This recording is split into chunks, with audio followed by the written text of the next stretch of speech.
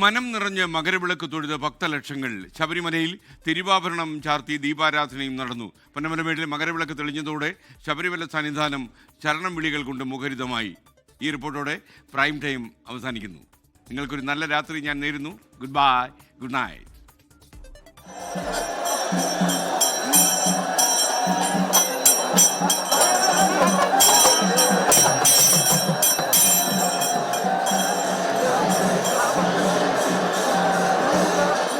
വൈകിട്ട് 6:15 തിരുവാഭരണ ഘോഷയാത്ര സന്നിധാനത്തേക്ക്.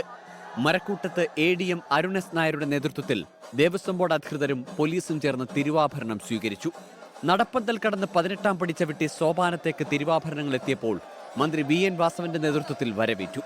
ശേഷം 6:40 തിരുവാഭരണ വിഭൂഷിതനായ അയ്യപ്പന് ദീപാരാധന.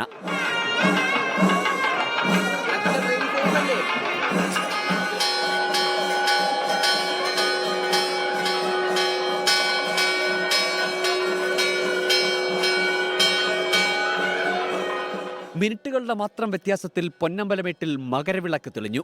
സന്നിധാനം ശരണം വിളികളാൽ മുഖരിതമായി.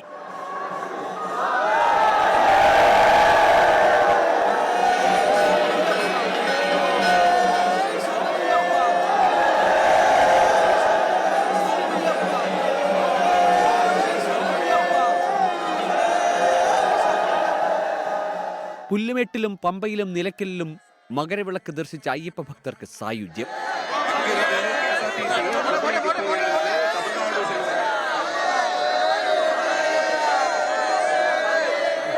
നല്ലപോലെ കാണാൻ പറ്റി.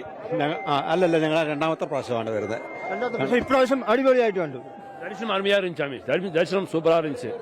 35,000 പേർക്ക് മാത്രമേ ഇന്ന് ദർശനം അനുവദിച്ചിരുന്നുള്ളൂവെങ്കിലും സന്നിധാനത്ത് നിരവധി അയ്യപ്പ ഭക്തർ തുടർന്നതിനാൽ വലിയ തിരക്ക് അനുഭവപ്പെട്ടു.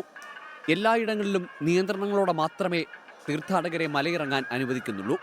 ഇനി അടുത്ത മകരവിളക്കിനായുള്ള കാത്തിരിപ്പ്. 24 സന്നിധാനം. ലോകത്തെവിടെയായാലും ഏത് സമയത്തും 24 വാർത്തകളും ഓഗ്മെന്റഡ് റിയാലിറ്റി പാക്കേജുകളും എക്സ്പ്ലെയിനറുകളും വിശദമായി കാണാൻ ഞങ്ങളുടെ യൂട്യൂബ് ചാനൽ നിങ്ങൾക്ക് സബ്സ്ക്രൈബ് ചെയ്യാം.